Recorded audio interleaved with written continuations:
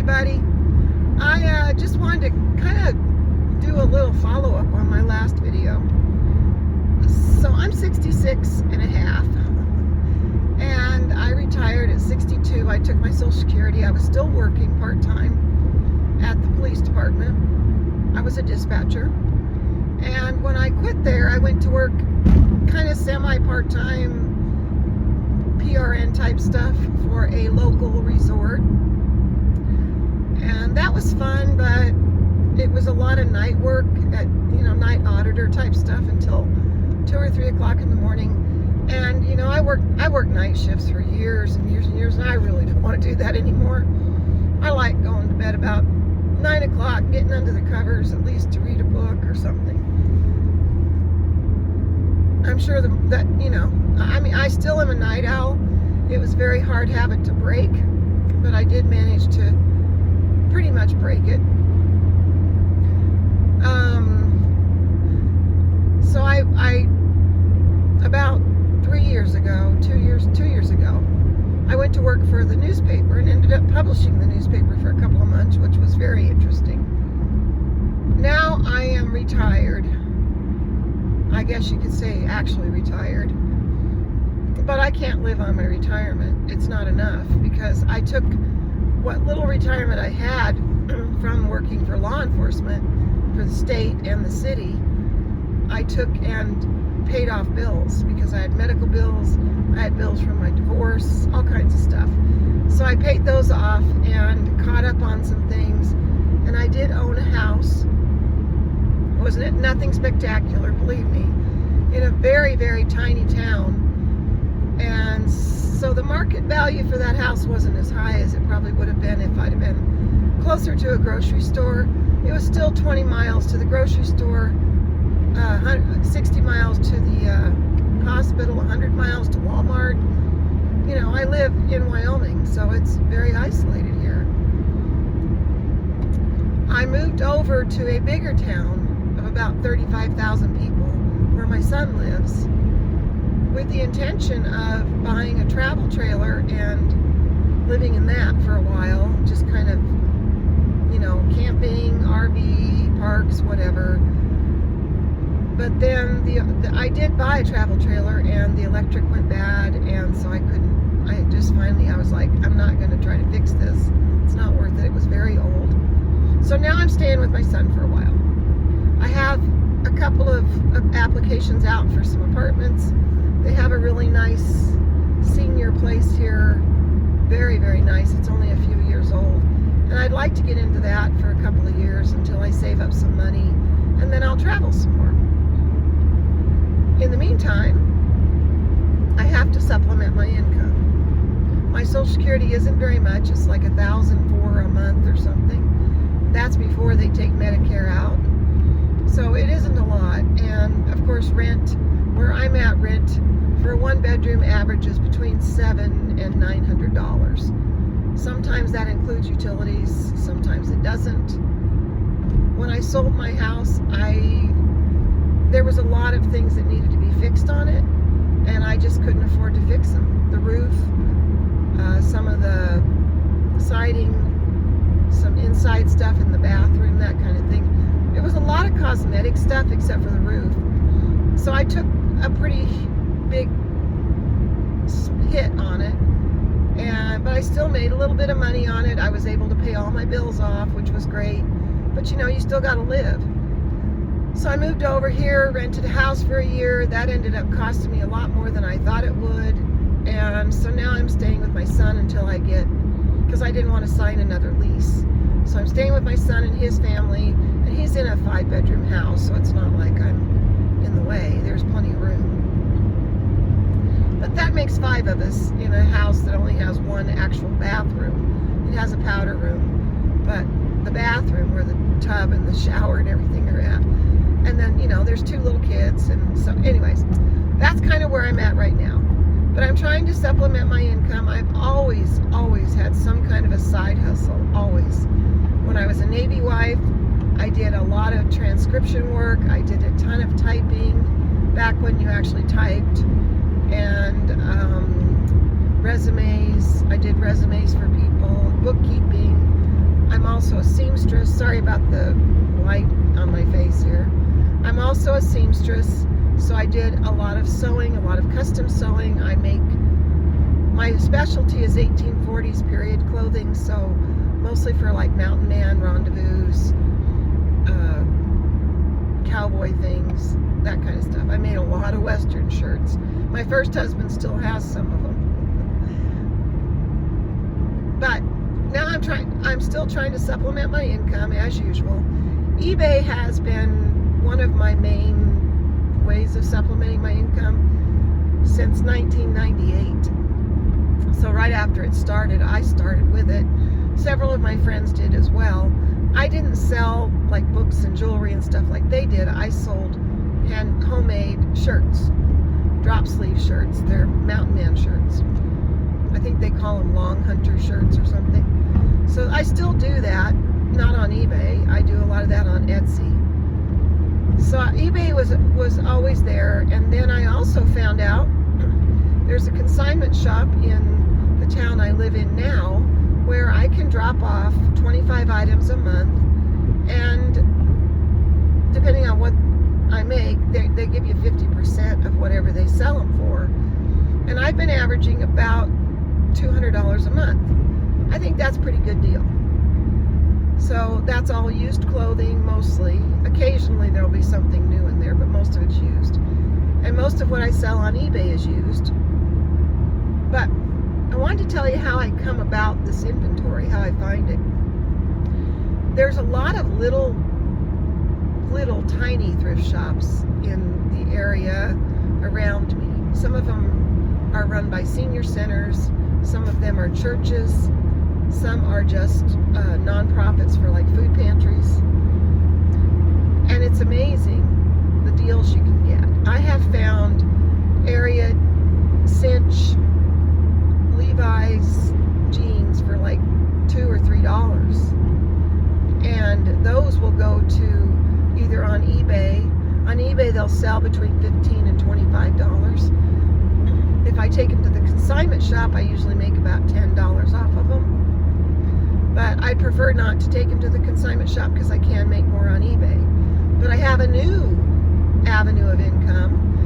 There's a new indoor flea market that just opened up downtown on 2nd Street. It's called Wild Bison Flea Market. And it's wonderful. I have a very small booth. I think it's 6 by 8.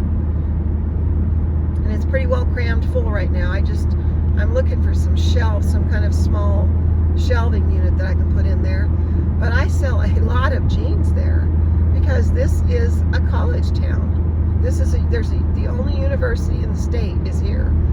And there's also, what do you call it? It's called Wyotech. It's a trade school where you learn to be a mechanics, auto repair, auto body repair, hot rod stuff, that kind of thing, welding.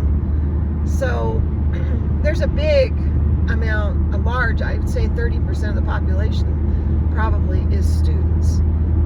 Not all of them are young, of course. There's students here that are older. Most of them are between 17 and 25. So I do kind of aim for that market. I noticed in the flea market that I'm at now, there's a lot of people there with like handmade stuff. They do a lot of leather work, keychains, handmade gift or greeting cards, that kind of thing. And that's all well and good. There's nothing wrong with that. I'm trying to aim for something that doesn't cost me much to buy and resell. So I can buy a pair of jeans for $2 or $3 and sell them at the flea market for $15 or $20 and still make a $10 profit. And it doesn't sound like much, but for me it doesn't take much because what I do is I'll go to the thrift shop. I'll spend one whole day doing thrift shops. So I'll go to all the thrift shops and pick up a ton of inventory, whatever I can afford. And I do keep my budget pretty tight when it comes to buying inventory. And if I'm buying it for eBay, I look everything up on eBay to see what the sell-through rate is, see how much they're selling for, and what my profit will be. But it's pretty amazing. I've actually made about $300 at the flea market probably worked maybe 4 hours, maybe 5 hours. I guess 5 hours, because the initial setup was about an hour and a half.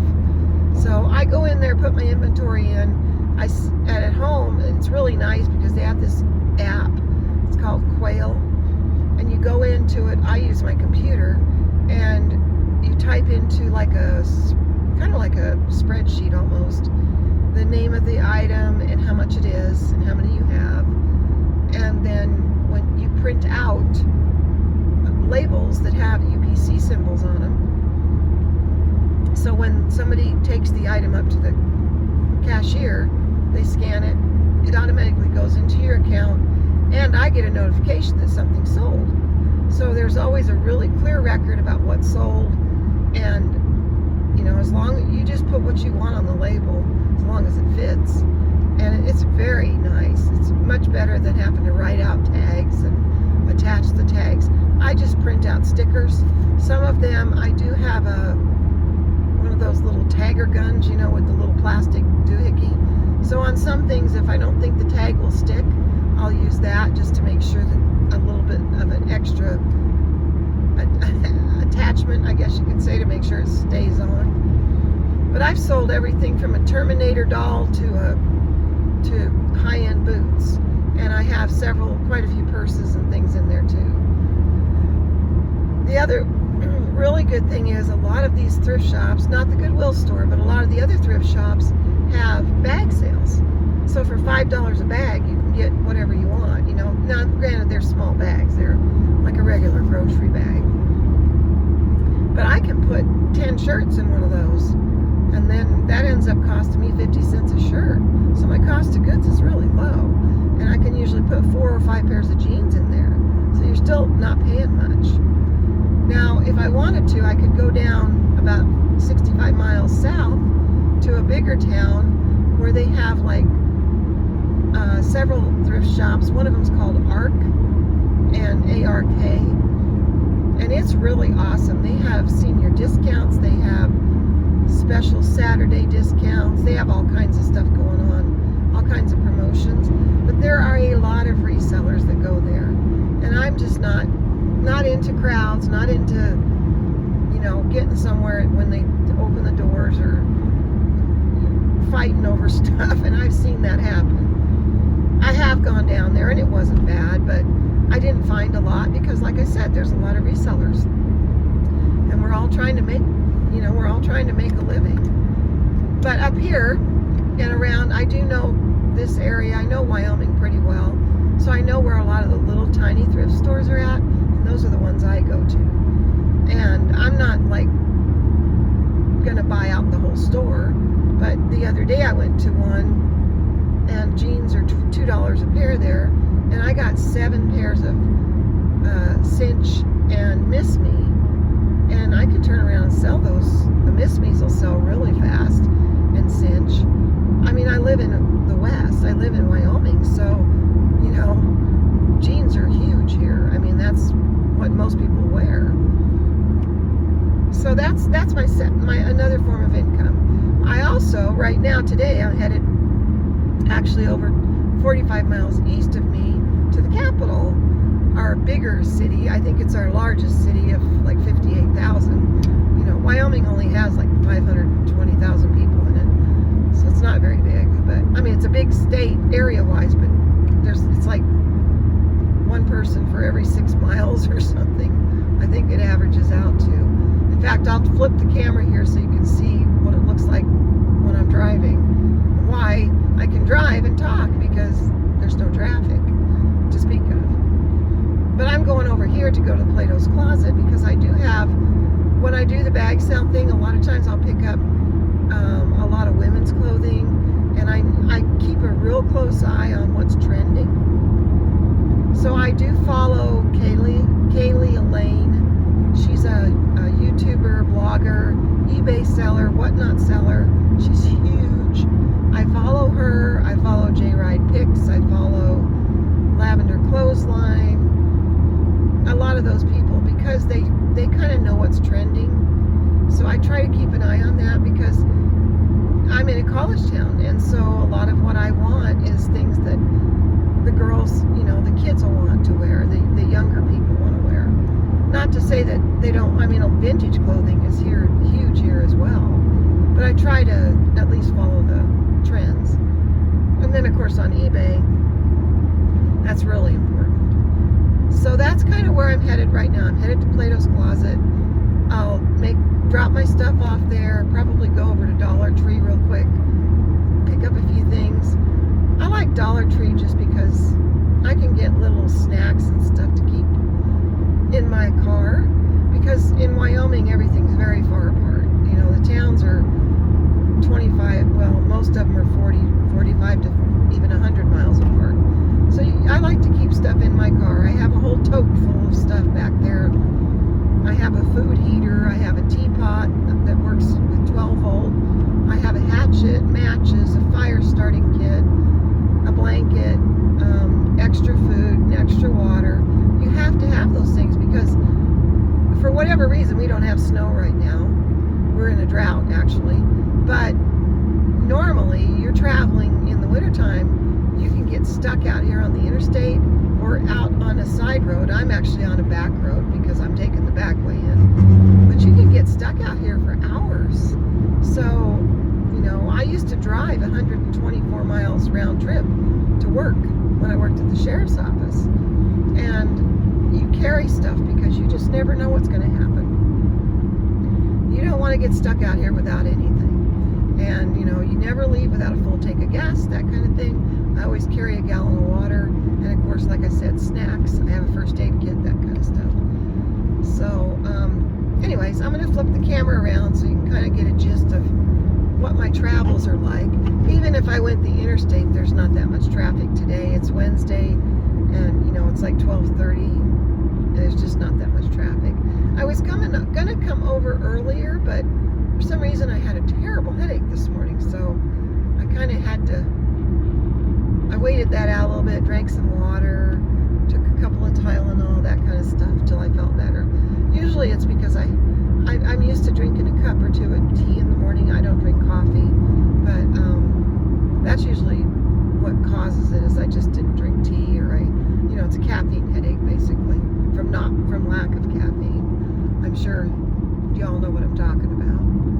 Oh gosh, they must be having something going on at the school here. It's kind of crowded through here. But, so I just kind of wanted to give you that. Now, I will tell you my favorite form of income right now is Uber.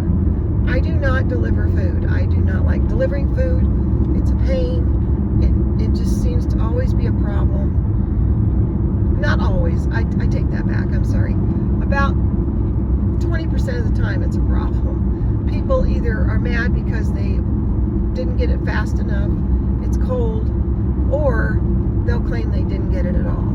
Uber knows where I'm at. Uber has a GPS on me. All my rides are video and audio recorded, and that's true of every Uber driver. It's not just me. And you take a picture when you deliver food. You take a picture of where you dropped it off at, or you know, if somebody's standing there taking it, you can tell them I need to take a picture of it. But it's the ones that want it dropped off outside the door with no contact that usually claim they didn't get it. So that's kind of a thing, you know, and it's sad that that's the way it works, but it is. But Uber, when I Uber people, if I do it for 3 or 4 hours in a day, I can make $100, $150. And of course, I always hold out a small percentage for taxes, because at the end of the year, you'll get your 1099, you got to pay your taxes. And I keep track of all that. I have a very good system where I can keep track of everything. Uber, eBay, Etsy, most of those type of things, they all have, you can go in and print out your monthly earnings and your monthly net, gross and net.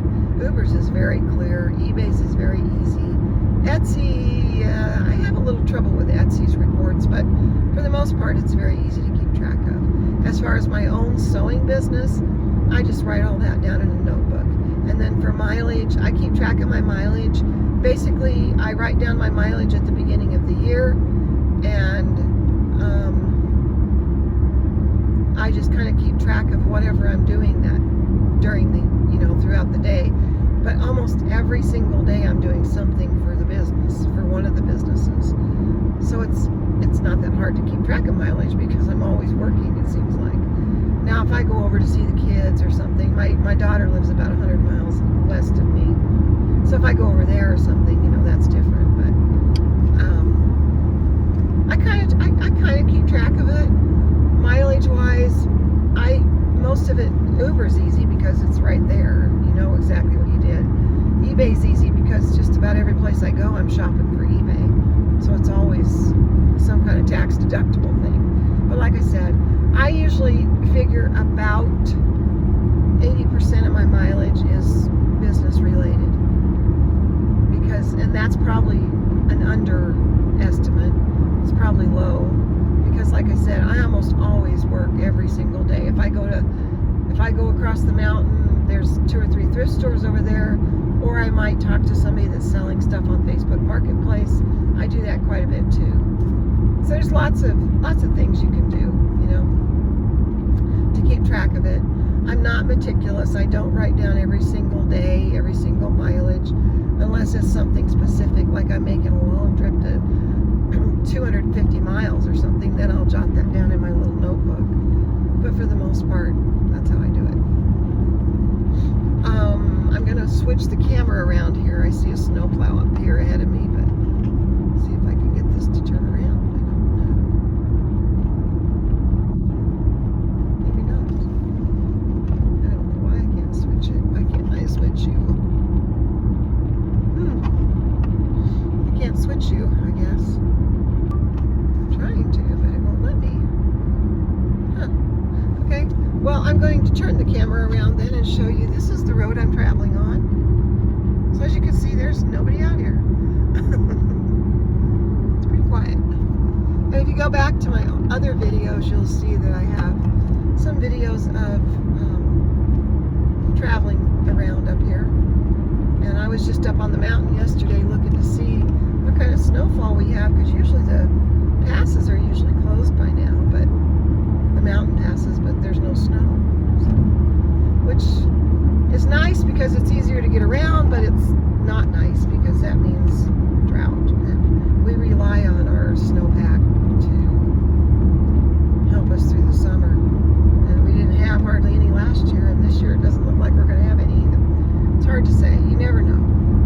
January and February are usually very cold, very windy, and usually that's when we get snow. April can be really crazy.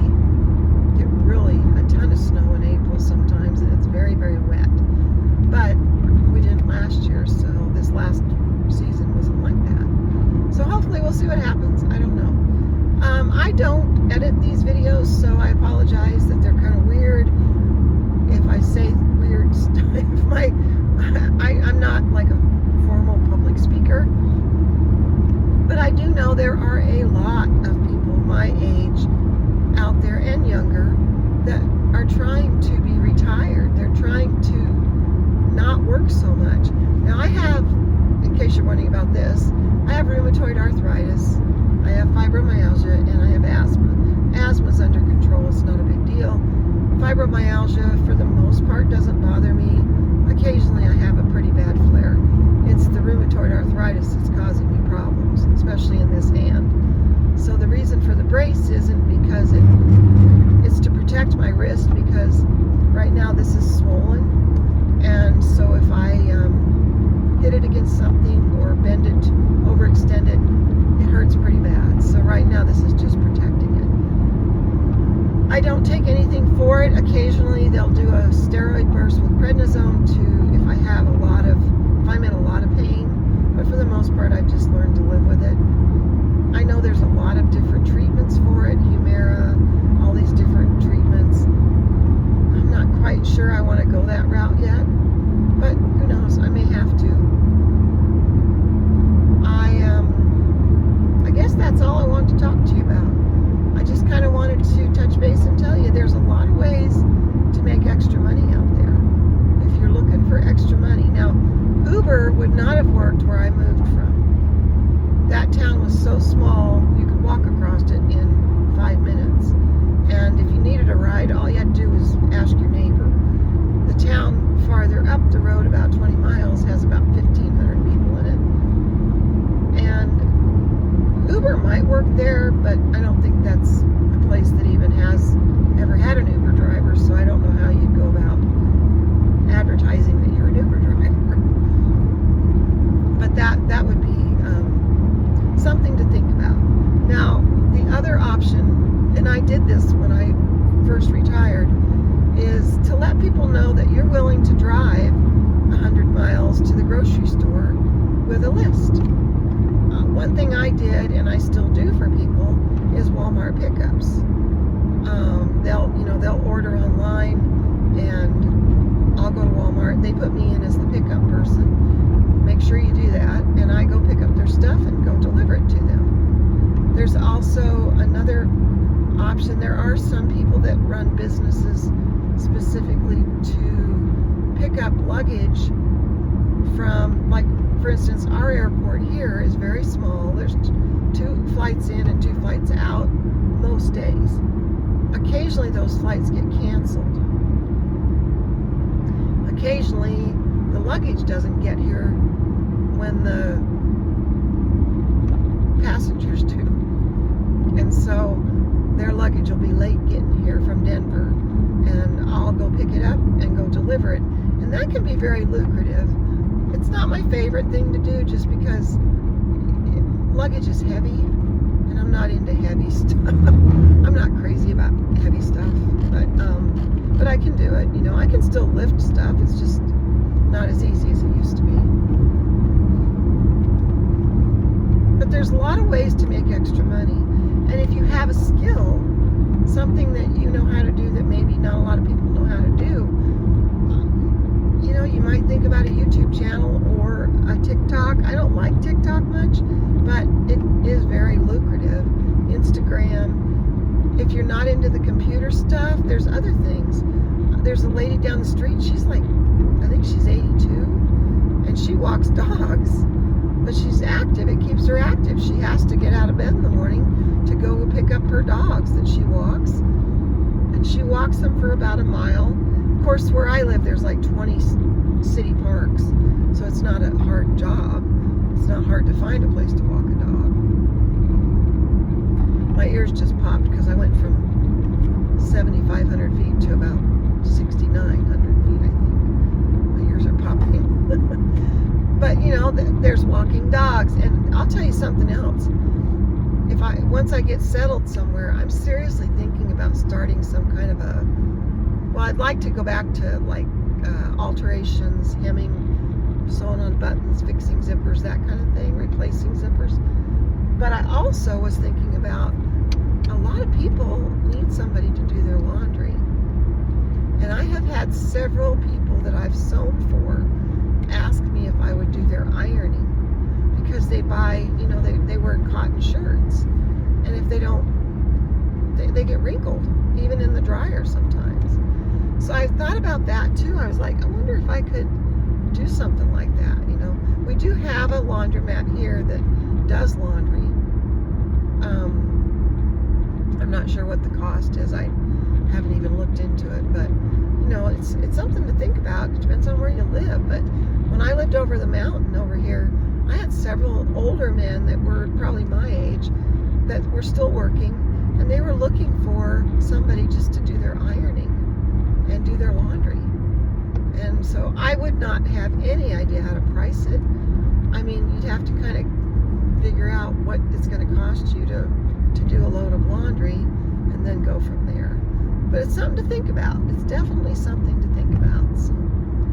So I'm going to let you guys go. I'm pulling into town now, and I definitely don't do this in town. It's not super crowded, but it's still big enough to be not safe to drive and talk on a video. If you have any questions, feel free to leave a comment, ask me a question, and I'll get back on another video here pretty soon. Thanks.